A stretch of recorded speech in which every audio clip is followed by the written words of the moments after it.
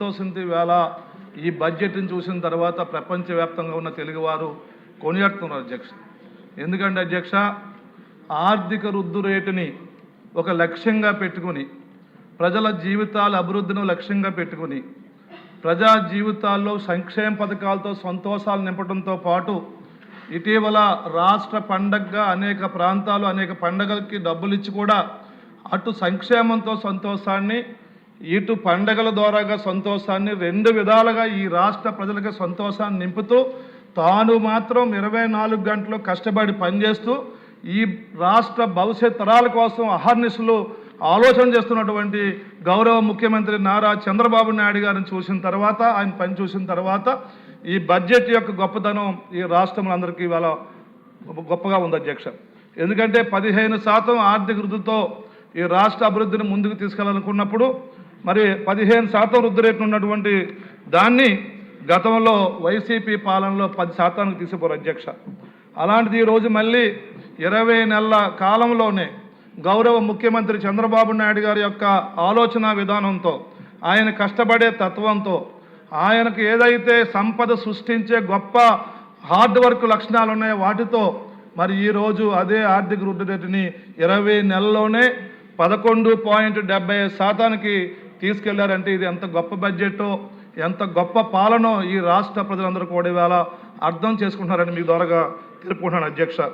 ఎందుకంటే అధ్యక్ష, ఈ రాష్ట్రంలో చంద్రబాబు నాయుడు గారు ఈ రాష్ట్రానికి ఉమ్మడి రాష్ట్రంలో కానీ, ఈ విభజన రాష్ట్రంలో కానీ చంద్రబాబు నాయుడు గారు ముఖ్యమంత్రి అయిన తర్వాత మాత్రమే, ఆయన అమలు చేసిన అనేక గొప్ప గొప్ప పథకాల తర్వాత మాత్రమే ఈ రాష్ట్రంలో ప్రజా జీవితంలో వారి యొక్క జీవన ప్రమాణాలు కానీ, అలాగే ఈ సగటు ఆదాయం కానీ పెరిగిందంటే కారణం దానికి చంద్రబాబు గారు తీసుకున్న గొప్ప నిర్ణయాలు అధ్యక్ష.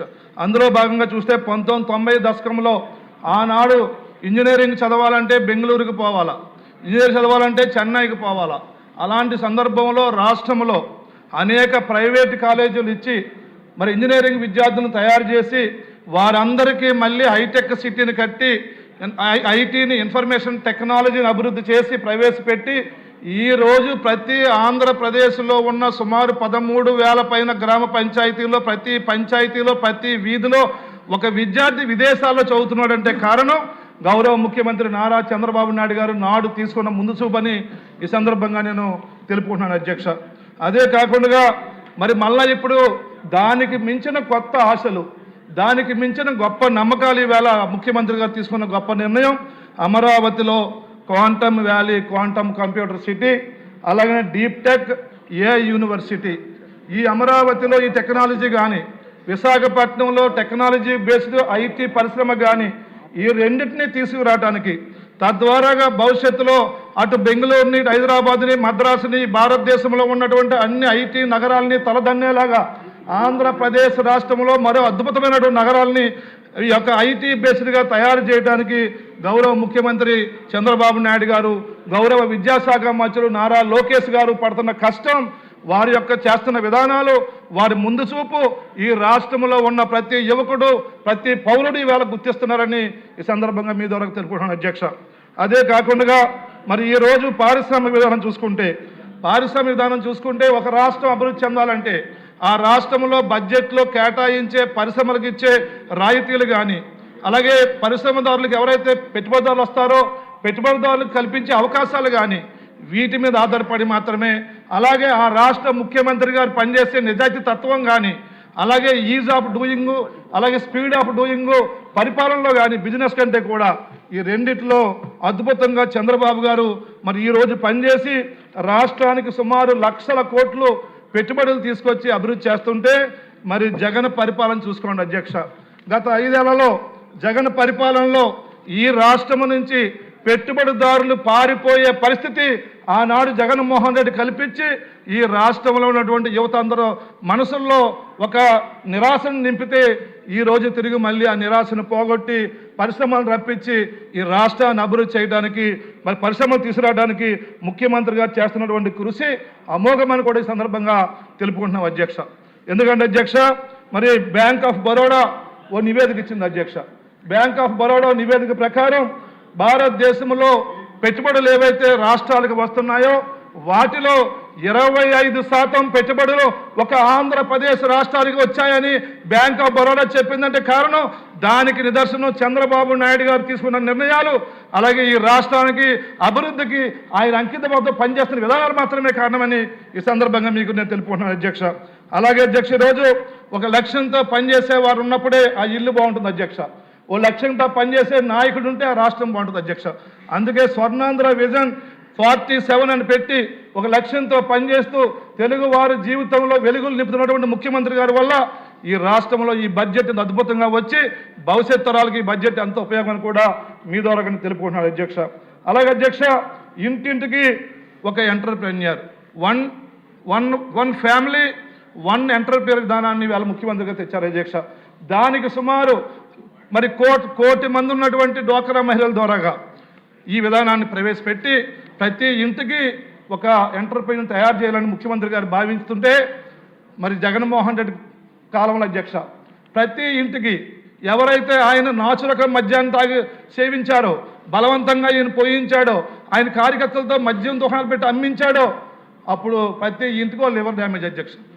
ఇక్కడ మాత్రం ప్రతి ఇంటికి ఒక పారిశ్రామికవేత్తను తయారు చేసే విధానం అధ్యక్ష. ఈ సందర్భంగా ఒక విషయం చెప్పాలి అధ్యక్ష.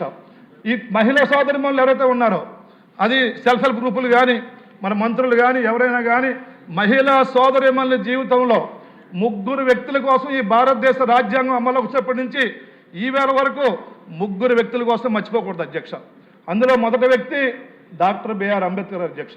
అంబేద్కర్ గారు ఆ రోజు మహిళలందరికీ ఎస్సీ ఎస్టీ బీసీ అని కాకుండా అన్ని వర్గాల్లో ఉన్నటువంటి మహిళలకి అన్ని హక్కుల కోసం ఈ రోజు ఏదైతే మోడర్న్ గవర్నమెంట్లో మహిళలకు హక్కులు ఇస్తున్నామో ఈ హక్కులన్నింటినీ 1950లోనే అంబేద్కర్ గారు ఒక హిందూ కోడ్ బిల్లును ప్రవేశపెట్టి రాసి పార్లమెంట్లో ప్రవేశపెట్టి హిందూ కోడ్ బిల్లును అమలు చేయండి, దీని ద్వారా మహిళలకి అవకాశాలన్నీ వస్తే, చదువుకుంటే ఉద్యోగాలు వస్తే, కుటుంబాలు బాగుంటాయని ఆ వేళ బిల్లు ప్రవేశపెడితే ఆ రోజు అక్కడున్న వాతావరణాన్ని బట్టి అక్కడున్న పరిస్థితులను బట్టి ఆ బిల్లును తిరస్కరిస్తే దానికి కేంద్ర మంత్రి పదవికి అంబేద్కర్ గారు రాజీనామా చేశారు అధ్యక్ష. ఆ తర్వాత రెండో వ్యక్తి ఎవరంటే అధ్యక్ష, మరి అన్న ఎన్టీ రామారావు గారు. ఎన్టీ రామారావు గారు తండ్రి ఆస్తిలో స్త్రీలకు సమాన హక్కునిచ్చి తెలుగుదేశం పార్టీ పెట్టి మహిళా జీవితం వెలుగులు నింపారు అధ్యక్ష. ఇకపోతే మూడో వ్యక్తి అధ్యక్ష, ఇది చాలా ఇంపార్టెంట్ అధ్యక్ష. ఎందుకంటే ప్రతి పని కూడా ప్రతి విషయం కూడా ఆర్థిక వ్యవహారాలు చుట్టూ తిరుగుతాయి అధ్యక్ష. అలాంటి సందర్భంలో ఈరోజు మరి సుమారు ఈ రాష్ట్రంలో 1 కోటి మంది మహిళల్ని ఇంతకుముందు చంద్రబాబు నాయుడు గారు డ్వాక్రా సంఘాలు పెట్టక మునుపు 1 కోటి మంది మహిళలు రాష్ట్రంలో పేద వర్గాలు కానీ మధ్యతరగతి ఎవరు ఉన్నారో వారందరూ 10 రూపాయలు కావాలన్నా, 100 రూపాయలు కావాలన్నా, 1000 రూపాయలు కావాలన్నా భర్త మీదో, పెళ్ళి అవ్వకపోతే అన్నయ్య మీద, తమ్ముడి మీదో, తండ్రి మీద ఆధారపడే పరిస్థితుల నుంచి ఈరోజు మరి 1 కోటి మంది మహిళల్ని డ్వాక్రా సంఘాలు పెట్టి బ్యాంకులకు పంపించి ఎలాంటి పూచికత్తు లేకుండా లక్షల రూపాయలు లోన్లు బ్యాంకులు పిలిచి మహిళా చేతుల్లో పెడుతున్నాయంటే కారణం మన ముఖ్యమంత్రి నారా చంద్రబాబు నాయుడు గారని, మహిళా జీవితంలో జరగపోని ఆర్థిక స్వేచ్ఛని సమానత్వం గొప్ప ముఖ్యమంత్రి చంద్రబాబు నాయుడు గారి సందర్భంగా తెలుపుకుంటున్నాం అధ్యక్ష. అందుకే ఈ బడ్జెట్లో కూడా మరి 3 సిలిండర్లు ఇచ్చి 1,08,00,000 మందికి ఈవేళ పొగరాని పొయ్యిలు అనే కాన్సెప్ట్తో బయలుదేరినటువంటి ఈ దీపం పథకాన్ని అమలు చేస్తూ ఇవాళ గొప్ప నిర్ణయం తీసుకున్నారు అధ్యక్ష. అంతేగా అధ్యక్ష, మరి ఇంకొక చిన్న విషయం చెప్పి ముగిస్తాను అధ్యక్ష. ఫైనాన్స్ మినిస్టర్ గారు వచ్చేస్తున్నారు, చాలా మంది ఉన్నారు. ఓకే అధ్యక్ష, 3 పేర్లు చెప్పేశారు కదా. ఇప్పుడు గోదావరి జిల్లాల కోసం నేను విషయం చెప్పి ముగిస్తాను అధ్యక్ష. గోదావరి జిల్లాల్లో మరి ఏదైతే ఉందో ఈరోజు మా జిల్లాలో ఈస్ట్ కానీ, ఉమ్మడి ఈస్ట్ కానీ, ఉమ్మడి వెస్ట్ గోదావరి కానీ ఈ 2 జిల్లాల్లో 2 ఎకరాలు, 3 ఎకరాలు, 5 ఎకరాలు ఇలాంటి చిన్న రైతులు వరి పండిందారని ప్రయత్నం చేసి వరి పంటకి సంవత్సరానికి 3 సార్లు వచ్చే తుఫానులతో వరి పంట పోయి ఆత్మహత్యల స్థాయికి వచ్చిన తర్వాత మరి ఒక బ్లూ రెవల్యూషన్ ఏదైతే ఆక్వా వచ్చిన తర్వాత వీళ్ళందరూ చేపల చెరువుల్ని వేళ సాగు చేసుకుంటారు అధ్యక్ష. దానివల్ల మేలంటే అధ్యక్ష, మరి ముంపుకి వరిలా మునిగిపోకుండా చేపల చెరువులు ఉంటాయి అధ్యక్ష. అదే సందర్భంలో చేప మేత విషయంలో చాలా ఇబ్బంది పడుతున్నారు అధ్యక్ష. అదే సందర్భంలో ఈ యొక్క తెగుళ్ళు అధ్యక్ష, చేపకి తెగుళ్ళు ఇబ్బంది పడుతున్నారు అధ్యక్ష. ఈ రెండింటికి పోవాలంటే అలాగే పెట్టుబడి కోసం ఏదైతే డిఓబి తవుడు చేపలకు పెడతారో చేప దాన, ఆ విషయంలో కూడా దళారులకి ఎక్కువ డబ్బులు ఇచ్చి నష్టపోతున్నారు అధ్యక్ష. అందుకే మీ ద్వారాగా ప్రభుత్వానికి కోరుకుంటుంది అధ్యక్ష, ఏదైతే పిఎస్సిఎస్లు ప్రాథమిక వ్యవసాయ సహకార సంఘాల ద్వారాగా అదే రైతు ఒరువుడిచినప్పుడు ఏదైతే పెట్టుబడి మనం ఇస్తున్నారో అదే పెట్టుబడిని చేపల చెరువులకు కూడా అప్లై చేస్తే ఆ డబ్బులతో వాళ్ళు సేవ్ అవుతారు. మరి ఆర్థిక భారం లేకుండా రాష్ట్రంలో అనేక లక్షలాది కుటుంబాలు బాగుపడతాయని మీ ద్వారా తెలుపుకుంటున్నారు అధ్యక్ష. అలాగే అధ్యక్ష, కోనసీమ విషయానికి వచ్చే అధ్యక్ష, సుమారు అమలాపురం అసెంబ్లీ కాన్ఫరెన్స్ అధ్యక్ష. అలాగే రెండు విషయాలు మా సొంత అధ్యక్ష, అమలాపురం అసెంబ్లీ, ముమ్మిడివరం అసెంబ్లీ అధ్యక్ష. ఈ